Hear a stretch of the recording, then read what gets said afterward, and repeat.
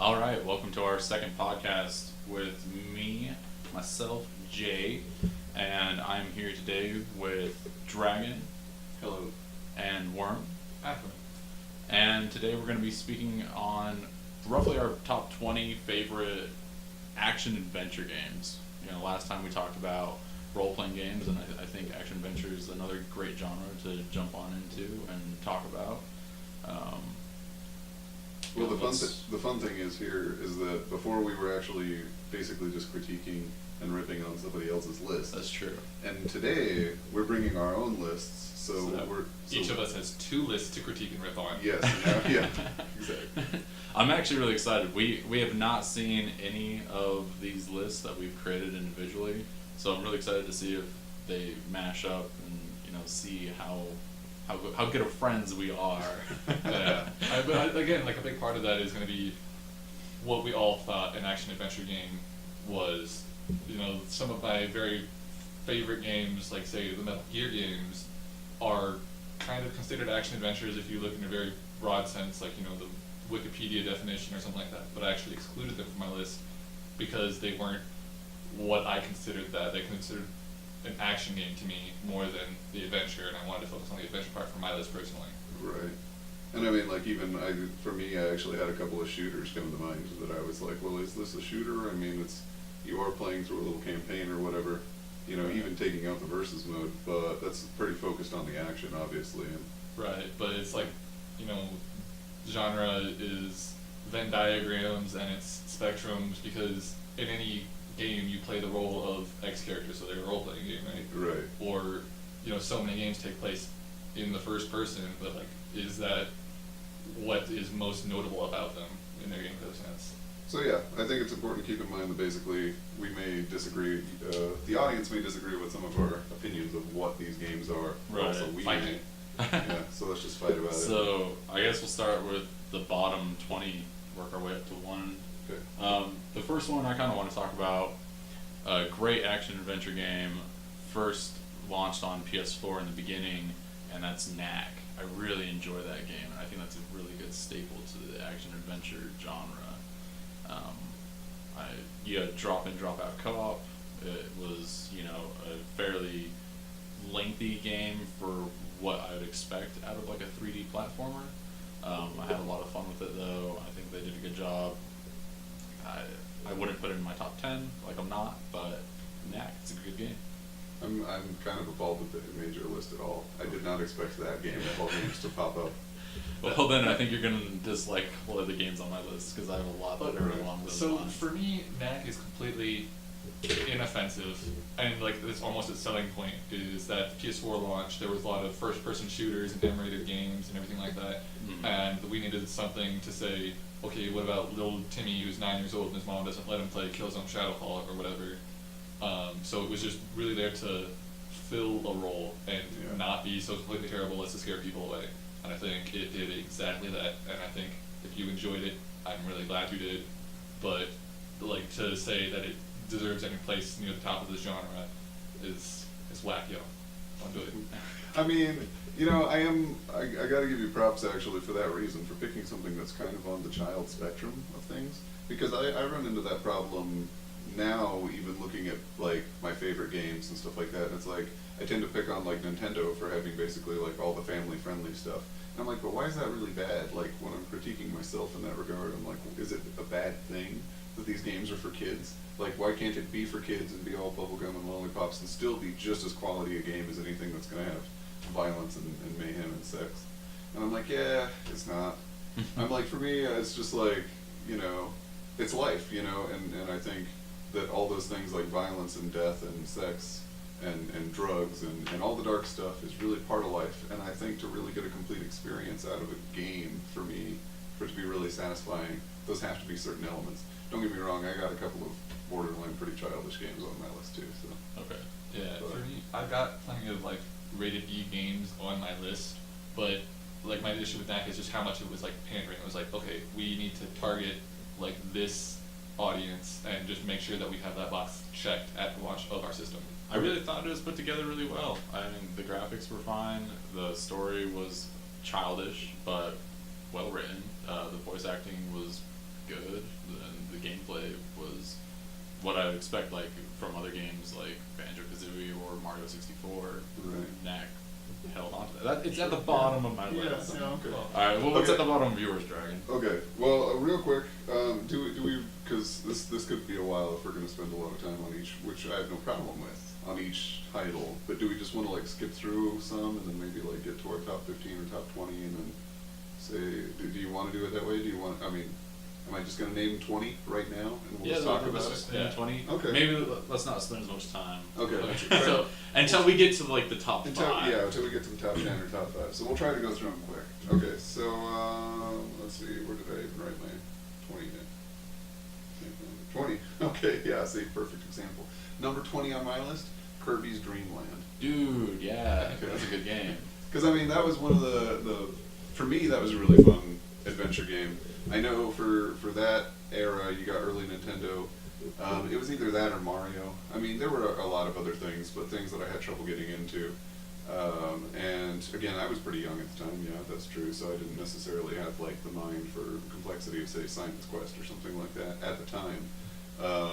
But I don't know, it was just ridiculous and fun and playing with, you know, getting different powers and floating around and being this ridiculous pink marshmallow thing, or Right. gray marshmallow, you know, you only knew it was pink because of the box art. But I didn't like Mario, that's the thing. I'm in the weird gamer aspect where I didn't like the old Mario games. And That's so fine. Kirby's Dream Land, being able to like save progress and like actually making fun, I don't know, it was a blast. It was a good I have game. fond memories of it. Yeah. I'm with it. If we're moving on to like my bottom of the list, so my bottom 5 are sort of honorable mentions because they're not particularly like the best games that I would put at the top of the list, but they each have an aspect that I wish was explored further or better in a sequel, in a successor, or something like that. Sure. So to preface with, I know this isn't a great game. Enter the Matrix. PS2, GameCube era. That was Okay. a great game. Yeah. Yeah. I thought about putting it on my list. Oh, I'm really glad. The thing that was like special to me was like the hacking, almost like a separate game to it. So to briefly overview, because I'm sure everybody played that game. You know, the main game is like a just fairly straightforward third-person shooter. It's got like some twists. You know, you have like the bullet time, whatever. Matrix runs parallel to the second movie. But at the main menu, there was this hidden option to start digging through basically like a DOS computer and start exploring, and it took like some real knowledge of computers and like some knowledge of the universe, and it was like this whole text-based adventure where you like had a conversation with Trinity and blah blah blah, and it would unlock stuff. It would even unlock a 2-person fighting game mode, and just a bunch of weird stuff, and that was a ton of fun to me. And it would alter, obviously, the main game. You could unlock like cheats for it and stuff like that. So I thought that was really cool, and something like that runs parallel to the game and enhances the game. Yeah. I value. That sounds cool. Okay. 19. Next on mine would be I really wanted to have this game just in the list. Again, this is so hard because I don't really consider this game to be like fantastic by any means, but a good sandbox. Just Cause 3. I really thought that they did a really good job bringing that third one to life and just having a good, fun time. Like there's nothing serious about Right, it. yeah. And so I could Running pop around. on, run on, hook shot to like car, and then like hook shot to like a cow, and it was hilarious. Yeah. Like, and so I had fun with that. Yeah, no, I mean, I actually won't dispute that. The Just Cause game stayed away from my list because, for me, the draw was the crazy gameplay of jump out of a plane, like surf on a missile, do grappling hooks and stuff. Like, I didn't care about the story or realistically the world, so I considered it an action game. Mhm. But I mean, again, that's real debatable.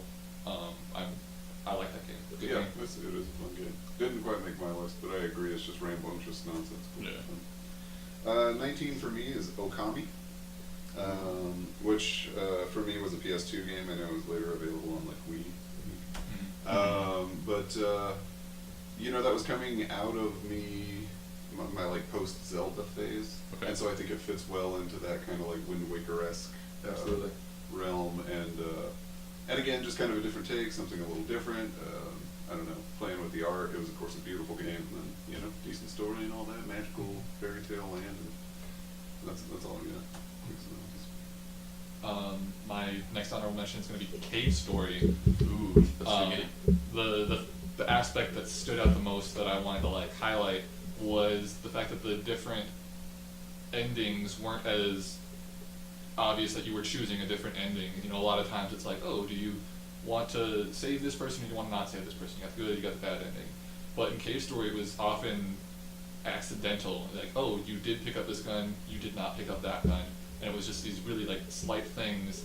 And if you were going through the game blind for the first time, it was pretty easy to believe that you would got the one and only ending, and like there weren't divergent paths or something like that. But there was just this layer beneath the surface that warranted further exploring, and it rewarded that with like further gameplay sections beyond like the typical ending and stuff like that. That was really awesome. Next for me, I would say Darksiders 1. Good start for the series. You know, I'm excited for the third one to finally be coming out, and it's in my top 20-ish. It's fun playing as War, just destroying stuff, and the story's kind of basic, and I think it really picks up better with Darksiders 2. But Darksiders 1's a good game, and it's on my list. So 18, I have Spider-Man 2. Ooh, that's a good game. That's actually on my list, on your list, okay. Higher up though. Okay. Yeah, I mean, well, then you guys know. I mean, I don't know if you played the first one, but the first one was lame because you couldn't go below like the 40th floor on any building, and I don't know. But of course, I was into the movies at the time. I was really enjoying the film. Second one came out. I do like the second one the best. Doc Ock and all that, I thought it was fantastic. And then, but then when the game came out, and it was basically just like, I mean, you'll see, I rate GTA pretty highly, and that was kind of like GTA, but you're Spider-Man. Yeah. And I was like, that's awesome. And then there were later games that also are rated a little higher on my list, but I don't think they would necessarily, the City Protector games that wouldn't necessarily even exist without that game having happened first. Right. So on Spider-Man 2, there are a couple things that I really need to apply it for. One, all of the upgrades that you can purchase throughout the game, they all felt worth having. You know, from the different ways to maneuver through the city with like the web slingshot and stuff like that, the different combat moves. Every upgrade in that game felt really cool. You were really happy to have it. That was top tier. And also just the actual attention to detail within the city itself.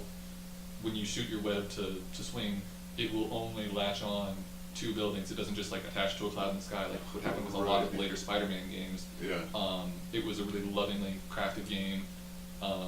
There were all these like tokens in the city that were little tidbits that were voiced. To, like trick through and. Well, no, like the little voice things where like go up to them and press the button, yeah. And then you get the one that's like if you hit all 300, they'll say something different, and then literally when you hit all 300, you go back to them, they say something different, something different, something different. Yeah. And just like that kind of humor and care, Bruce really Campbell awesome. narrated that Yeah, game. he did. Yeah. So what's yours, Worm? Next one on my list is going to be really similar to the following one, but Trespasser, Jurassic Park. No,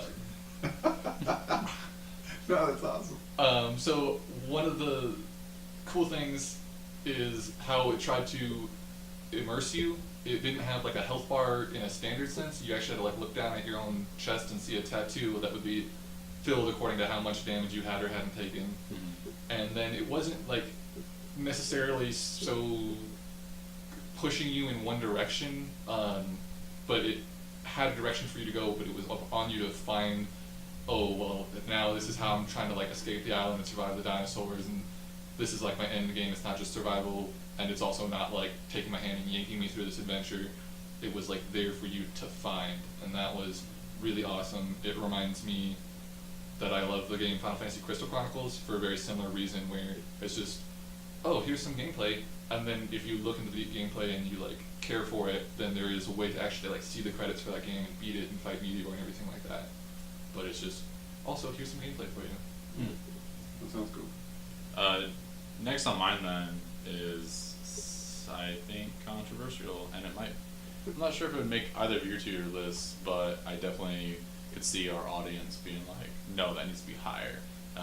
Mine would be Uncharted 4. I feel like it's good enough to make the list, but it's in my bottom. Okay. So, I will say that an Uncharted game is on my list, and it's not 4. That's fine. I honestly So I actually don't like any of like the Uncharted's from the past, and I was given 4 and really enjoyed it, and that's why it's on my list because I tried to play through 1, I tried to play through 2. I think I beat 1, but that was the end of my Uncharted playthrough. But Uncharted 4 was good, so I'm glad you have another Uncharted on your list. Yeah. So my thing with Uncharted 4 is just it's like kind of inconsistent. There are some moments that flow really well. There's some that are really jarring. Like, oh, this is exactly what's supposed to happen right now. Like, this is very scripted. I think that there are chapters in there that are brilliant. Like the chapter where you first go to Africa is like everything that Metal Gear Solid 5 should have been. It's totally awesome and wonderful to play through. But just in terms of overall quality, I leaned with my other Uncharted choice. So. Alright, what number are we even on? What number am I on? 17? Yeah, 17. Alright, what's your 17? And all I have to say is Croft better than Drake. Yes. Okay, so 17 for me. Lollipop Chainsaw. Oh, that's a good one. I didn't think about that. Dang. That's definitely a little heavy on the action side, I get that, and it's kind of more about the TNA and the sense of humor more than it is like an enthralling story. But at the same time, it was still just such a dynamic game, all the weird little mini games that they had spread throughout and stuff like that, and it, I don't know. And the humor's great. The humor's great, and the humor kind of makes it, so I'm like, Yeah, that's the thing. It was like on the bubble. I really wanted to include a lot of Suda stuff in this. I included one Suda game. Your favorite. That's actually not my favorite, but it's the one that is most like adventuresome to me. My favorite, just to be on the record, is Killer Is Dead. But I also really love, Lollipop Chainsaw, No More Heroes, everything like that. Okay. So 17. Alright, what's yours, Worm? Next one, like I said, it's going to be real similar to the previous one for me. Peter Jackson's King Kong. Oh, yeah. Great game. Again, for a very similar reason, it tried to immerse you and not get you hung up on like the HUD and like the video gaminess of it. Like when you wanted to check how much ammo you had, it didn't ever. You had to look at the gun, right? Yeah, you had to like look at the gun, and you'd have that audio cue like feels about half full or whatever. And then also it was just a spectacular environment of like this big oppressive jungle full of scary bugs, and there were dinosaurs. Dinosaurs are always awesome. Right. So pretty top tier. Yeah, that's a good one. 16. Oh snap! I wasn't even ready. J. Okay, 16 for me would be Warriors Orochi 3. Really like that, and arguably not even an action adventure game, but I'm playing loose with that one. I just really like taking. They had, warriors from Samurai Warriors and Dynasty Warriors. They even brought in the Legends of Troy stuff, which was hilarious because everyone in the game spoke Japanese, and even when they introduced like Troy, he was like speaking Japanese, and I'm like, what? So that's mine. So, what's yours, Dragon? 16 for me, I was just looking at it. 16 for me is another one of the city protector games that kind of are recurrent, I think, throughout my list. But Gravity Rush, which I didn't play it on the Vita, so I don't even understand the whole dynamic of using the touch screens, which I'm sure was cool. I picked it up as the remaster on the PS4, but I loved it. It was a great game. So. See, for me, Gravity Rush was really, really cool at first. It did like the Horizon Zero Dawn thing where I'm like, oh man, this is going to be awesome. And then it quickly devolved into the same thing because the enemies got to such a point where the only way to fight them was one specific move over and over again and stuff like that. And it just kind of fell into a rut for me where the second and thirds of it just didn't engage me. And I also didn't like how sequel baity it was. It was like the whole thing that you want to know about is this tower. And they don't mention it throughout the entire game until the end when they're like, oh, by the way, know about the tower in the second game, which won't come out for a number of years, by the way. Right. So I guess I agree with the combat. The combat got kind of myopic, but actually, as I played through the game, the story and the characters themselves actually drew me in more than I was originally expecting because I thought it was going to be kind of a shallow. Because it was, I think, just kind of a tech demo for the Vita in a way. Yeah. But the thing is that when it got into things like with the expansion stuff, where it's like, oh yeah, I'm a superhero. Oh, but I need a part-time job, so I'm going to go do these missions of moving furniture for some lady at her house. And I'm like, that's hilarious. I don't know. There was parts about it that, again, on a kind of humor level, kept me into it. So. Sure. So my last honorable mention title is going to be a PS2 game called Lifeline. I don't know if either of you have played it, but the whole premise is that you play as yourself, like in the real world, and you have a headset, and you are in contact with a character in the game world who's like on a cruise ship that's derelict, and you have to guide her through with your voice and kind of help her through the situation, talk her through it. And it's a really neat concept. It was kind of frustrating at first because it needed you to speak in a very specific cadence because the voice recognition software wasn't there for the PS2. Right. Like, But- hey, you Pikachu. Yeah, it was almost exactly like Hey You Pikachu, but that concept was so cool to be like interacting with this other world as yourself. There's another game on my list that does that very differently, but that's similar concept, and I really appreciated it. Nice. 15? 15 for me would be Oni-chan-bara then, Bikini Samurai Warriors. I love that game. No, And it's it's pretty very cool. heavy on the action. There's not a lot of adventure to Right. that, but I mean, the pre-order bonus was, you know, The pre-order strawberry, bonus banana, made it the 15th skins. greatest game of all 15 time. exactly. And see, I'd rather play something like that with like heavy action, like bikini samurai chicks than Uncharted 4. You know, that's just what I prefer. That comes up for me. 15 for me is Driver, the original one for PC. Yeah.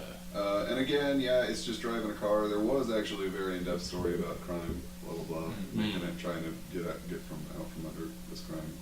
Was that the one where there was a level where they, like, your character, like, was on speed and, like, was just, like, all, like, driving all woozy and, like... It's been a long time since I've played it, so I don't remember that specifically, but it wouldn't surprise me if that... I know there were impaired missions, yeah, Yeah. for sure, where you couldn't drive to your full ability, but...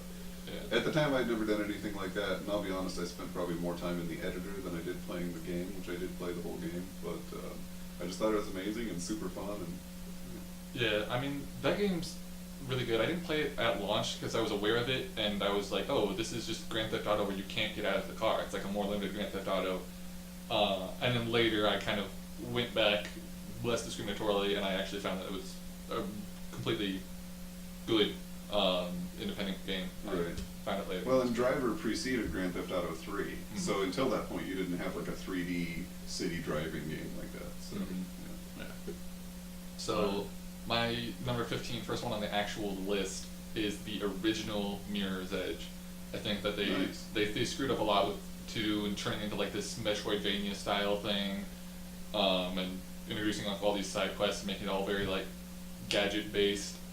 Mirror's Edge 1, I really appreciate for that sense of flow, Mhm. where it transitioned from the in-game cutscenes into the gameplay very smoothly. You were very rarely looking for what you were supposed to do next. It was all like on a line. It felt very fluid. Obviously, that's not 100% true of the game. There were some objectives that were a little bit like ambiguous, or when you were like running around a circle trying to fight the guards or something like that.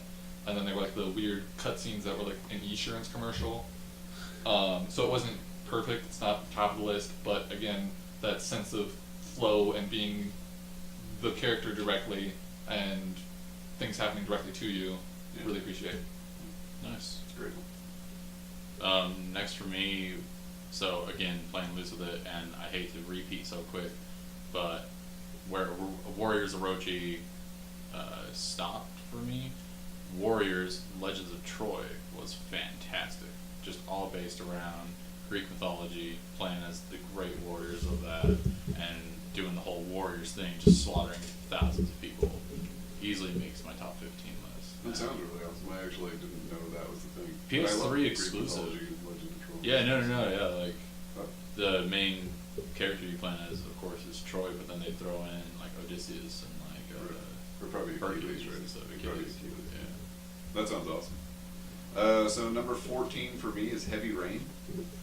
And I get that most of this game is probably not too action oriented. This probably fades on the too much adventure and not enough Adventure. action. No, I think it fits But- the genre perfectly. I strongly considered it, but I'll let you say your piece on it first. Okay, yeah, well, just that, but to me, it was like the first kind of cinematic game experience that I ever had, where it's like, oh, I'm kind of watching this movie, but I have to make like critical decisions. And then when it brought the action, I don't think there's any game that ever utilized the move controller part of the PS3 controllers as well as that game did. Like the 6-axis, that's what I'm thinking of. Like the shaking the controller and the having to do different gestures at different times. I think that stuff can be kind of campy the way a lot of games do it and feel kind of forced. But I don't know. I really enjoyed Heavy Rain. story, atmosphere, art, game controller setup, all of it I thought was fantastic. So my thing is that I really, really loved, especially the Norman Jaden parts of it, where you're playing as the FBI investigator. Yeah, absolutely. And then the parts where you're playing as the father character, I thought were like really good. I didn't love them as much as Jason. yeah. Yeah. But then any segment as the other two characters was just so much of a chore for me to play.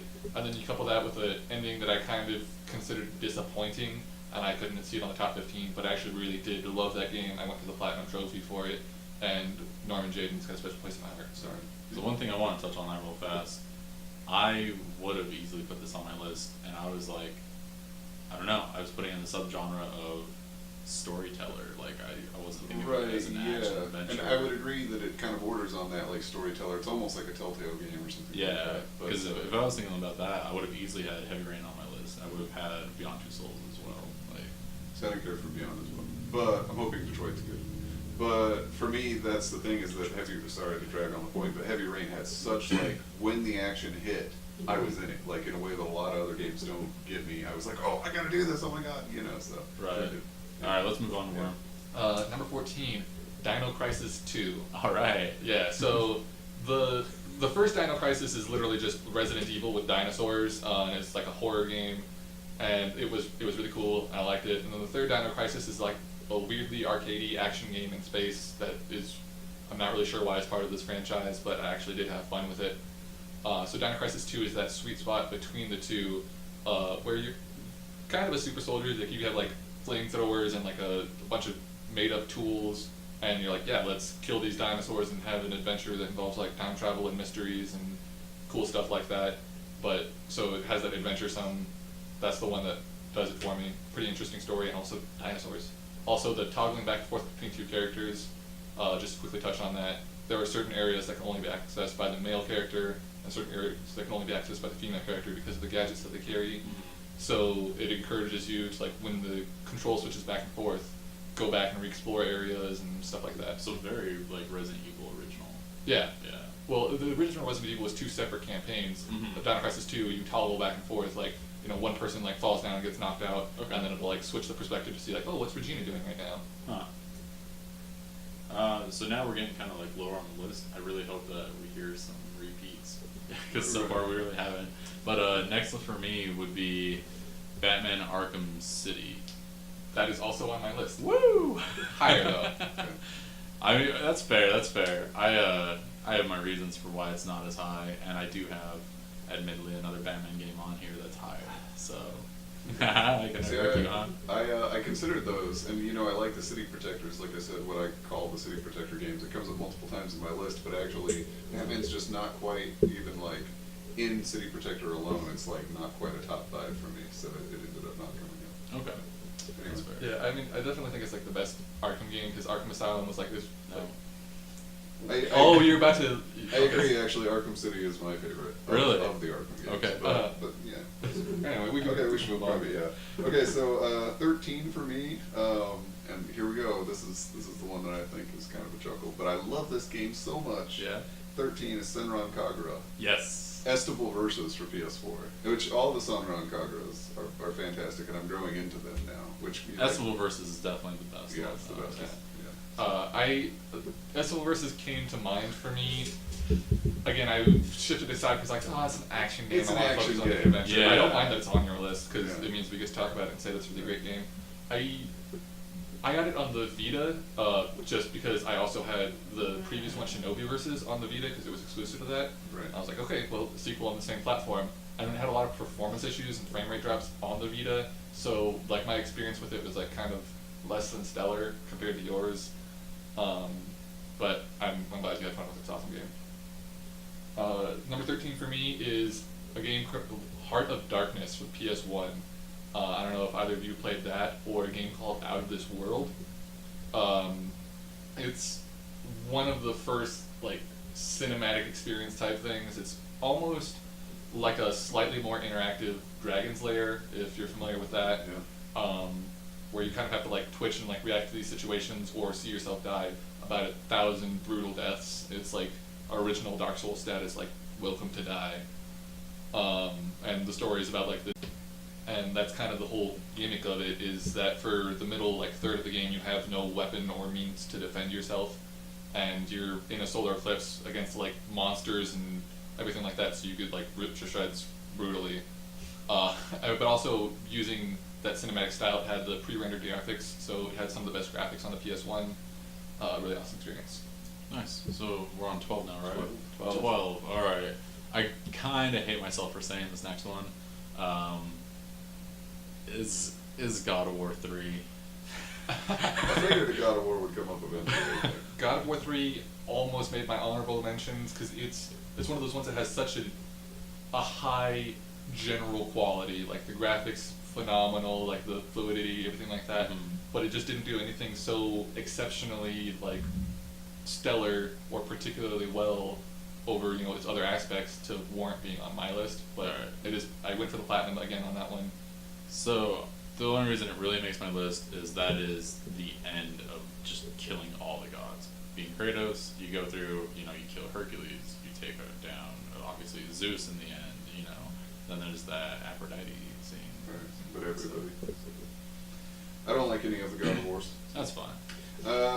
Let's see, where are we at? 12. 12. Infamous. So, What, like the first one? the first one. Okay. Obviously, infamously, one of the City Protector games, I think, kind of a staple in that genre. Great game. Yeah, super fun.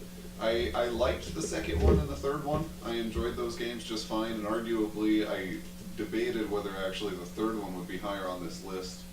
But then it was more about gameplay, because I really enjoyed playing Neon Powers in the third one. I really enjoyed playing as the girl in the First Light expansion.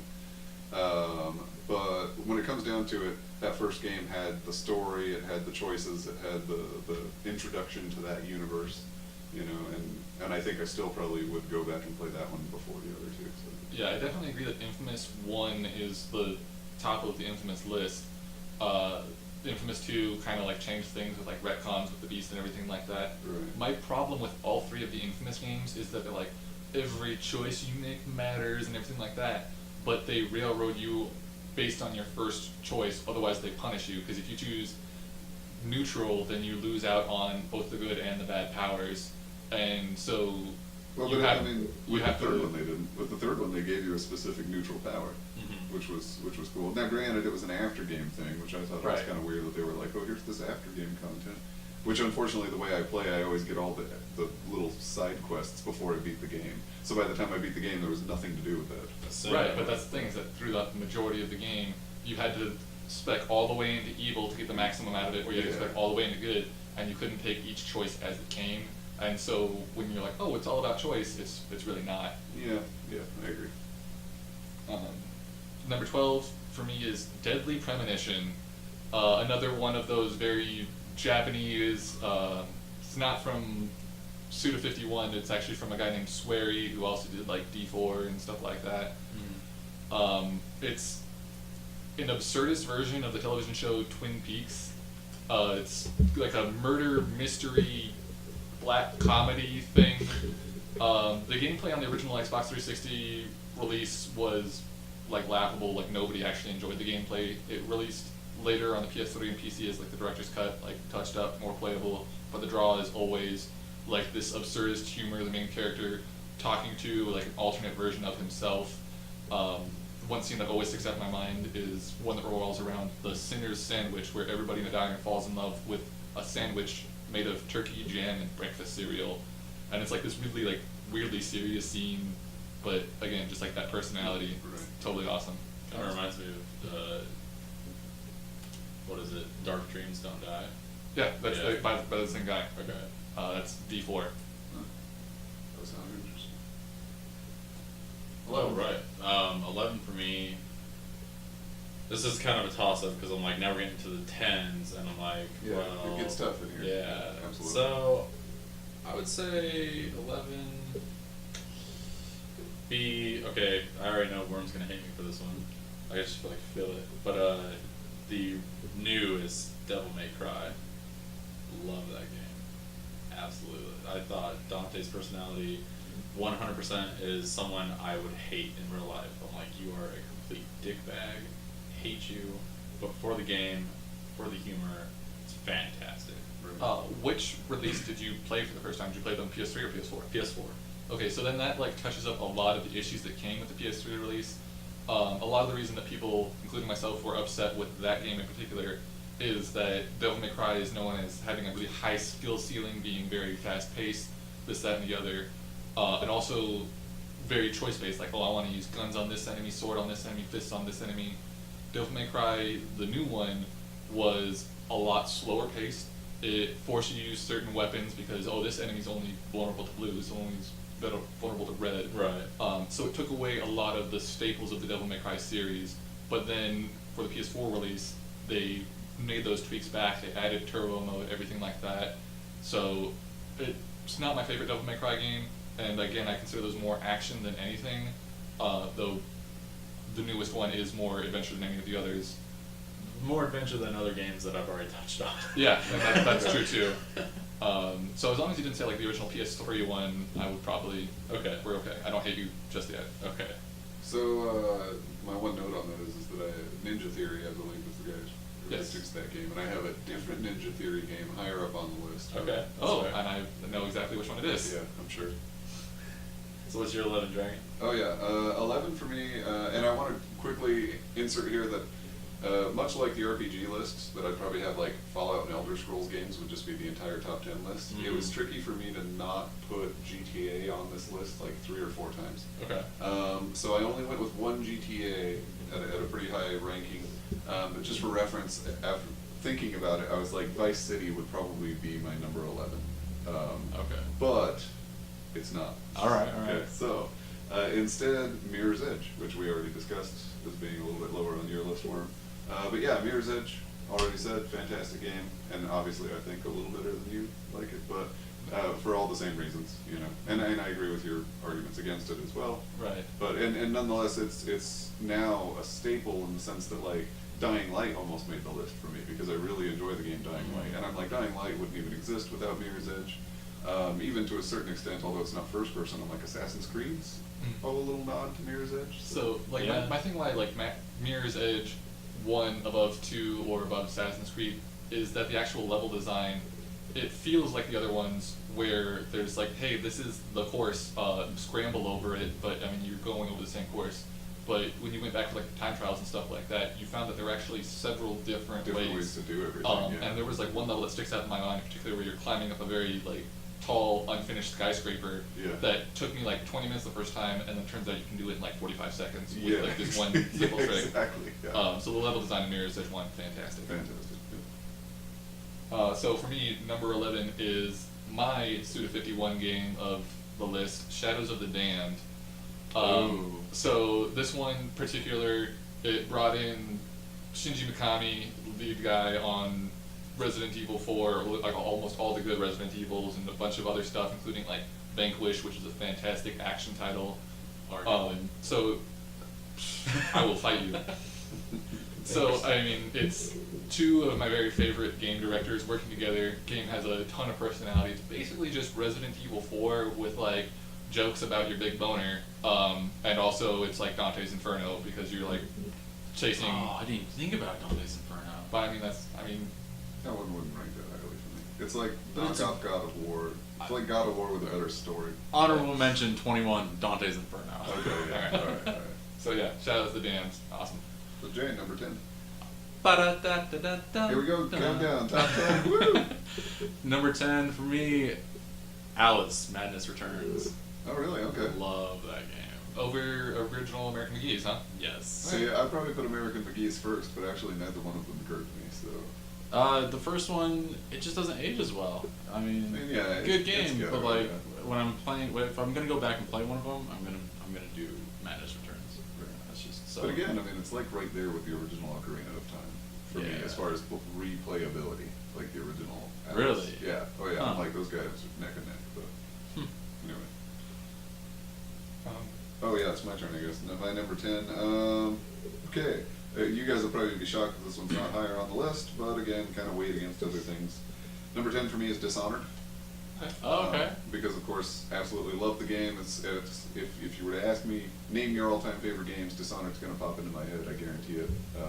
again, well, as a franchise altogether, I mean, I love everything from the action, the choices, the replayability, that kind of good evil system, you know, but also the chaos kind of order system and atmosphere. Love the atmosphere of that game. So. Yeah, so for me, Dishonored put me off at first when I was trying to play it like as a stealth game similar to Splinter Cell or what have you, and I know that that's the way that you prefer to play it over the way I do. Yeah. So I started it, didn't get very far, wasn't about it, and my friend showed me that it could be played as a twitchy action game, you know, warp here, stab that guy, warp there, stab that guy, and I wound up liking it a whole lot more. Locked me into the bad ending by doing that, but it was still, Right. My shtick is those twitchy action games, you know, a lot of the stuff by like Platinum Studios, stuff like that, really arcadey, video gamey games. I love those, and so being able to play it like that, I guess that speaks to its quality, is that very two different games in the same game. In the same game, yeah. And for me, I just on a quick note on that, I definitely go into it for the stealth, and I love being super patient and excruciatingly thorough in exploring the game. But you know, because I liked it so much, of course, I had to push through and get those trophies. I wanted to experience that other realm. And whereas that fast twitchy stuff isn't necessarily my selling point, it got me with that. Like I was like, oh yeah, no, I can play this as a fast twitchy shooter. So it was fun. So my number 10 is going to be Prince of Persia: Warrior Within.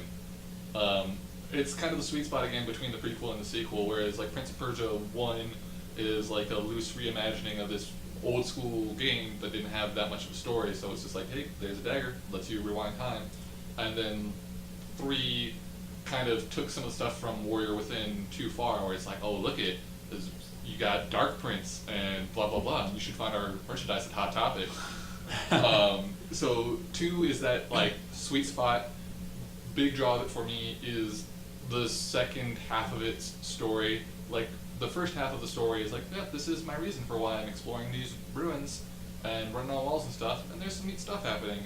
And then you get to like the second half of the game, and time travel shenanigans are like, oh snap, the first half of the game is so much more interesting now. Also, I can't wait to see what happens next. Like, so. I'm very still kind of compelled by that series. I missed it. That was literally what happened. It was like, it was years went by where I don't know, I was lost out of the loop of entertainment news, and then it was like people were like, oh yeah, there was this game called Prince of Persia, it was like this, and I'm like, that sounds awesome, but I missed it somehow. Yeah. It seems like I probably would have liked it had I experienced it. I think you would have. It's like a third person Dishonored. Right, yeah. Actually, I mean, it's not that far off from the truth. So, 9. 9. So my number 9, this is where I put Spider-Man 2 on my list. Oh, okay. So we've already talked about it, so we don't really need to spend more really time. much, but But yeah, that's in my top 10. Like if I were to go back and play an That's action cool. adventure game, That's cool. I'd want to play Spider-Man. I definitely really like it, and it's hard to, when you get into these rankings of like, oh well, this one only made 13th. Yeah. But like in my mind, I'm like, yeah, but it's so much better. Like, but really, it's because we all have like, you know, there's like 8 and number 6. Like the 6th best game of all time is like 8 games for this. So, you know, I think. Anyway, so number 9 for me, and again, you guys probably be surprised this isn't higher on the list, but I'm kind of playing fast and loose with the, you know, with the genre, No Man's Sky. Okay. And really, I love this game, and I know a lot of people didn't like it. It got a lot of bad flack internet-wise, but for me, I still say that this is literally, I think, the best game of 2016. I don't think it got better than this that year. And with the exception of, that's when all of the expansions for Fallout 4 came out, so depending on how you want to look at it, because I bring all that stuff higher. Yeah. But No Man's Sky soaked up a lot of hours for me, continues to soak up a lot of hours for me. They keep expanding it with cool stuff.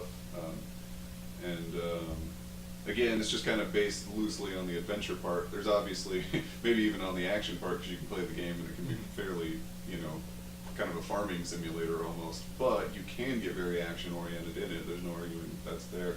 And then the adventure is the infinite exploration of the galaxy. So. Right, so I actually don't mind that you have it on there. I haven't played it since they started releasing the major content updates. Right. My problem with it at first is that they didn't compel you to do any of the things that you can do in that game. And I don't just mean like, oh hey, like story. I do appreciate when a story encourages you, but like I was saying with Trespasser, it's not strictly necessary. What I mean is that you could get attack rifles, but you know, your mining rifle would do just as well against the few enemies that would come up against you. And you could level up the multi-pass thing, the Atlas Pass, that's what it is. I'm still not sure. The trouble with that is that the Atlas Pass got you 2 extra credits, here and there, because you could open up 1 extra chest, and it didn't incentivize you to do really anything with your mostly base components. Like, you needed a couple upgrades to make things go faster, but you could do your big journey of going to the center of the universe. Like, it didn't properly incentivize you to use the systems within the game. Yeah. I think that the Atlas passes for me were just a matter of curiosity. It was like, well, yeah, but I want to know what's behind that door, even if it's just a shrubbery behind that door. I need to get back there. And that's the whole reason why I got those Atlas passes, is like, what's there? Yeah. And then it was just a disappointing reveal. Yeah, I'm kind of with you there. Again, they've been working on that, both of those subjects, actually. So, number 8? My number 9, which will be really quick, is Arkham City. Okay. So it rates really highly for me for that same reason that I've mentioned a lot, is that care in the world building. It's higher than Arkham Knight for me, because Arkham Knight was like bogged down with so much content that not all of it got the same amount of love. Whereas with Arkham City, like finding the spot where Batman's parents died, was like this whole big dramatic thing, and it made me feel emotions, and like there was just so much stuff like that that was so handcrafted, and I was top tier. Cool. That's cool. Number 8? Let's do it. Alright, this one for me is Infamous Second Son. Oh. That is my favorite Infamous game out of any of them, and I put it in my top 10. I really like Delson. I really like all the different powers, the smoke, the neon, the video. TV. Yeah, TV. I liked the powers. I didn't like Delson. Yeah, I'm with you on That's that. one of the See, things. again, it's like, yeah, I wouldn't like him in real life, but Right. Delson and Dante, they're just like one and the same. Like role-playing jerks. Yeah, role playing. If I'm Yeah. like, I want to be a jerk today, I'm gonna play some Infamous, you Right. know. Like, so that's my number 8. What's yours, Greg? 8 for me, and again, I'm kind of surprised to even see an Assassin's Creed pop up here. But 8 is Assassin's Creed 4 Black Flag. Okay. And for me, of course, it has all the things that all the Assassin's Creed did. I think it summed them up well. It's like, okay, here's the same adventure again, but ship battles and the whole sailing the high seas and all that Singing stuff. shanties. Singing shanties, man. I learned all those shanties. Me too. So yeah, so I'm like, that experience was mind blowing, and honestly, kind of coming out of like the post Skyrim thing. Yeah. The ship-to-ship battles, when you get a storm blowing in and there's tidal waves and Yeah. a whale jumps over the port bow and you're fighting off like pirate hunters, is more epic than a dragon battle in Skyrim. Okay. Like the intensity of that experience for me. You know, I agree. Just because a random dragon flying overhead in Skyrim is like, okay, I'm gonna initiate battle, and then you like try to like get it down to the ground or whatever, however you're fighting it, whether you're Yeah, whatever you're doing. Right? But like, yeah, when you have that intense ship battle, especially against like one of the bigger ships, oh, it's great. Yeah. This game's also on my list. Okay. It's a lot higher. It's a lot higher, okay. Black Flag, I guess I really do need to play it. It was prior to Black Flag that I fell off the Assassin's Creed bandwagon. I really fell in love with the first one. The second one was super good, and the third one just slapped me in the face, and I was like, okay, I'm not going to give you any more money. Like the run of 2, the 2 trilogy. Yeah. I well, liked the 2 trilogy. Okay, yeah, the 2 trilogy was... Okay, so the first of the 2 trilogy was, again, the best one. Yeah. The second one was... No, I say I like Brotherhood the best. Yeah, so for me, I Brotherhood agree with was... Dragon on that one. Brotherhood was like up there, like satisfying gameplay-wise, but I was kind of like, okay, well, absolutely nothing happened, and I wanted the sequel to like no more things. Right, yeah. Because I was invested for the story, and then by Revelations, I was like, no. So again, it followed that same exact structure of like first game great, second game I'm okay playing this, and then third game no. Yeah. So I agree with you on the third one. It wasn't that great. I had fallen off the Assassin's Creed bandwagon, but every time I hear about Assassin's Creed Black Flag, I'm like, I need to play this game. You do. And I've fallen off the Assassin's Creed bandwagon since 4. That was my last one. So They've got the new one coming out. That's going to be announced at E3 this year. They have like the teaser for it. That's true. sweet. What's your 8? My 8 is Legacy of Kain, Soul Reaver. I'm not sure if either of you are familiar with it. Yeah, I'm familiar with the Soul Reaver series. So it's almost it's hard to describe like the general premise of the gameplay or compare it to another game.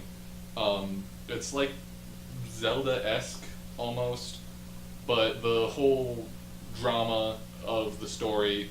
The game starts with you being killed by like somebody you were like close to because he's just jealous of you, and then you come back as like a vampire zombie, and you steal people's souls through like your lack of a mouth, and then eventually you get the sword of a soul, and you like cut people down with an energy sword.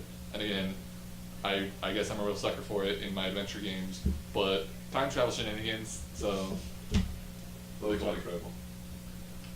Seven for me. And when I look at my list, I'm really surprised that this is 7 for me. And there's a couple other games that are coming up that I'm like, maybe I could change this up a little bit. But 7 is Red Dead Redemption. that's higher on my list. That's higher on my list. Yeah. See, there's just a couple other games where you'd be like, what? Why'd you Right. put So now we're Red Dead getting into the below duplicates, that? yeah. So, Um, love that sandbox. I'm like, do we even have to say anything about the game? I'm like, the Yeah. world loves that game. The Yeah. world does Yeah, love that I mean, game. that's- Yeah, so Okay. I mean, I guess we can touch on it briefly. Whoever has it the highest on the list Right. can like give some closing remarks on it. But So actually, I was thinking, let's get to 5, Okay. end this cast. Let's sign out at 5, and then 5, 4, 3, 2, 1 is We'll a do our- complete new We'll do our thing. top And five. we really talk about it. Okay, Sure. I'm good with that. So we're getting pretty close here. So what's your 7, Dre?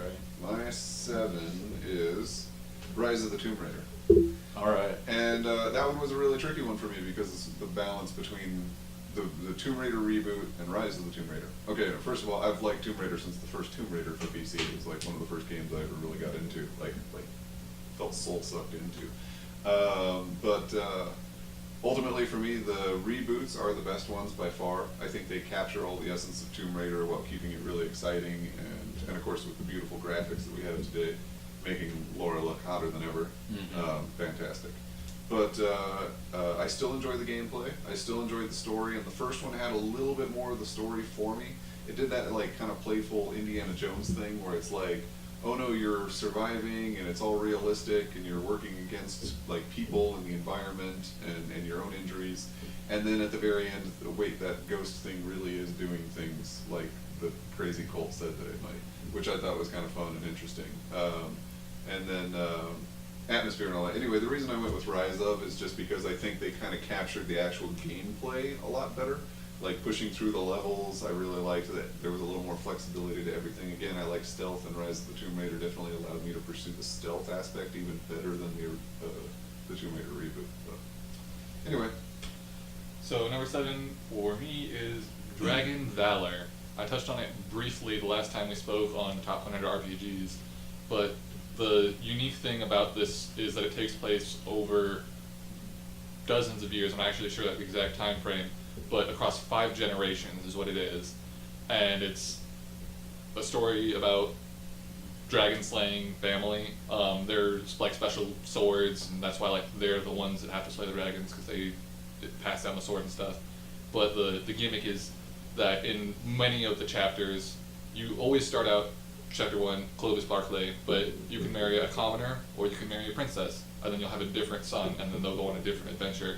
And then each of those sons has like a choice to face. Like the commoner son can either rescue a girl and marry her, or he can not, and he winds up adopting a young roguish son, and the next chapter after that plays out tremendously different. there's a lot of variability there. Yeah. Like over several generations. Yeah, across 5 generations. Yeah, that's insane.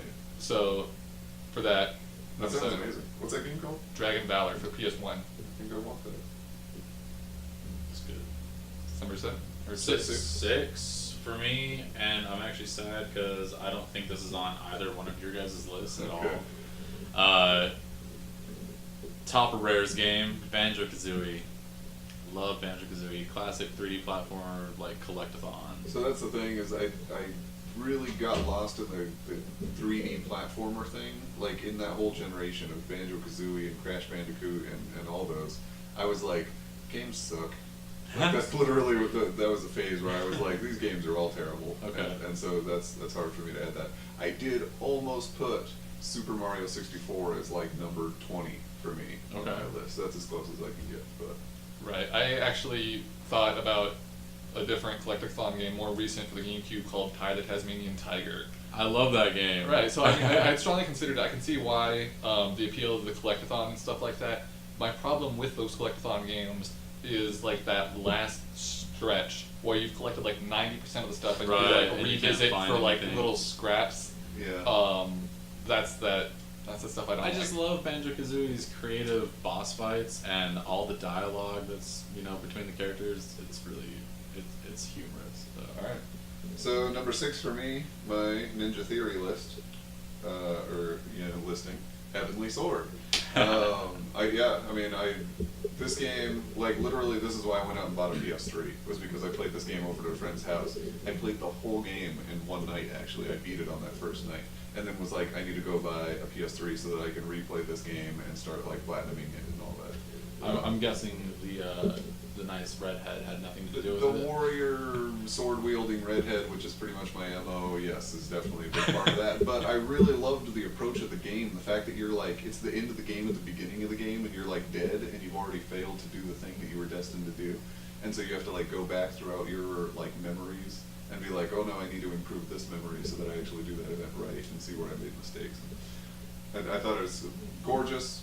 Gameplay was absolutely fun. Story was really enthralling. The characters were really enthralling. That kooky archer chick that you play as for some of the game, I thought was an amazing, just like I wanted to know more about all of these people. And then by the time you get to the end and you get this kind of glorious climactic thing happening, I was into it. I was in love. So I agree with almost all of your points, and I really enjoyed the experience of going through that game. But the fact that you were able to beat it in that like one sitting, and that's not, we're all prone to marathon like Right. 20-hour game sessions. Heavenly Sword doesn't require that. It requires like less than a full work shift of game time. And I agree, and you know me, usually I'm like, oh, it's gotta be 5,000 hours to be good. But sometimes they're not. Sometimes Right. 10 hours does it for me. So I mean, that's like, for me, like my favorite demo that I've ever played. Right, yeah. And for what it's worth, Ninja Theory, I'm really looking forward to Hellblade. Obviously, Heavenly Sword, Hellblade, spiritual successor. Anyway, no, but I think, I'm hoping that game's gonna be fantastic too. So. Alright, so then we wind up at my number 6 and the last game for this particular cast, Far Cry 3. Okay. So the thing that warranted its inclusion on this list for me personally is that normally I'm just straight for the story. I'm like, okay, what are the important missions? What's going to get me to the credits on open world games? But sometimes, I'll take the diversion out for cool armor or whatever. Far Cry 3 is the first and to date probably the only one that really has done it properly game to make me play the side quests and explore the world in the same way that, say, Dragon does with Fallout and Skyrim. Those didn't compel me in the same way. I'm like, yep, that sure will get me 500 gold. Whereas Far Cry 3, I was excited and I dug through the missions and then exploring the world by way of all the cool extreme sports stuff like paragliding or whatever. Mm-hmm. Totally awesome. Also, how many games do you fight Komodo dragons? Right. I agree. Far Cry 3 is better than Far Cry 4, but Pagan Min, man, I wish he was the main. Pagan Min is awesome, but the thing is, antagonist, Far Cry 3 has the Blood Dragon expansion. That's true. Yeah, Blood That's Dragon. true. Yeah, Blood Dragon's great. That's amazing. Yeah. The one thing that really got me about that game, I think it was 3 that introduced the way fire worked in that game. Like you could start a fire in a bush, and the bush would catch this tree on fire, and then the tree and the bush would catch the house on fire. Yeah. And eventually, people would come screaming out of the building because it was burning down. And I'm like, I want to see that in more games. Like if Fallout had that mechanic, that would be amazing. So I guess that's where we'll end this one, and we'll come back with 5, 4, 3, 2, 1. Yeah. Thank you, Dragon, for joining me today. Yes, of course. Thanks for having me in the Oblivion. Always, Worm. Thank you. Oh no, thank you. It's always a pleasure to be able to engage with people who care about the subject you're talking about, whatever it is. So this is always a really nice experience. Awesome. So we'll see you later, guys. I'm Jay.